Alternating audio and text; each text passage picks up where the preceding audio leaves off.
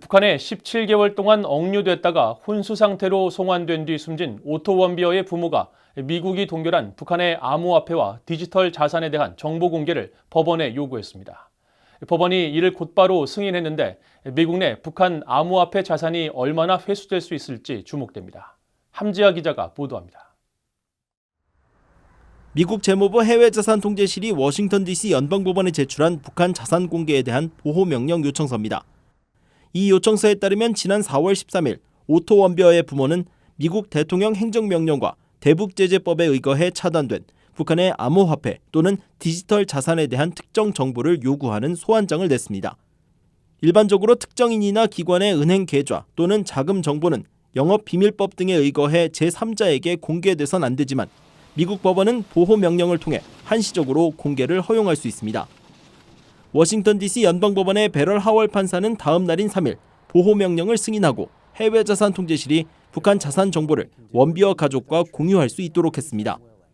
원비어의 부모인 신디 원비어와 프레드 원비어 씨는 북한 당국의 고문으로 아들이 사망했다며 2018년 4월 워싱턴 DC 연방법원에 소송을 제기했고 같은 해 12월 하월 판사는 약 5억 달러 배상의 승소 판결을 내렸습니다. 원비어 씨 부부는 이후 5억 달러를 회수하기 위해 전 세계에 흩어진 북한 자산을 추적해왔습니다. 실제로 2019년에는 북한산 석탄을 불법 운반하다가 인도네시아 당국에 억류된 뒤 미국 정부에 몰수된 북한 선박 와이즈 어네스토호에 대해 소유권을 주장해 이를 인정받았습니다. 원비어 씨 부부는 이 선박의 매각 대금을 일부 받은 것으로 알려졌습니다.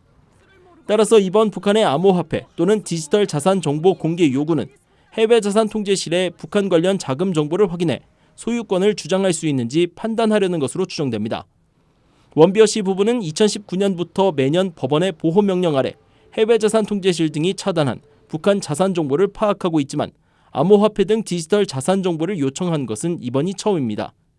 오토 원비어는 대학생 신분으로 2015년 말 여행으로 북한을 방문했다가 억류된 뒤 17개월 동안 구금됐다가 2017년 6월 혼수 상태로 미국에 송환된 뒤 엿새 만에 숨졌습니다. 2018년 12월 워싱턴 DC 연방법원은 의료진 소견을 바탕으로 오토 원비어는 전기 충격과 물고문 등으로 추정되는 산소 공급 중단 등의 고문을 당해 식물인간 상태를 거쳐 사망에 이르렀다는 증거를 인정하고 북한 정부에게 5억 113만 달러를 배상하라고 판결했습니다. BOE 뉴스 함지아입니다.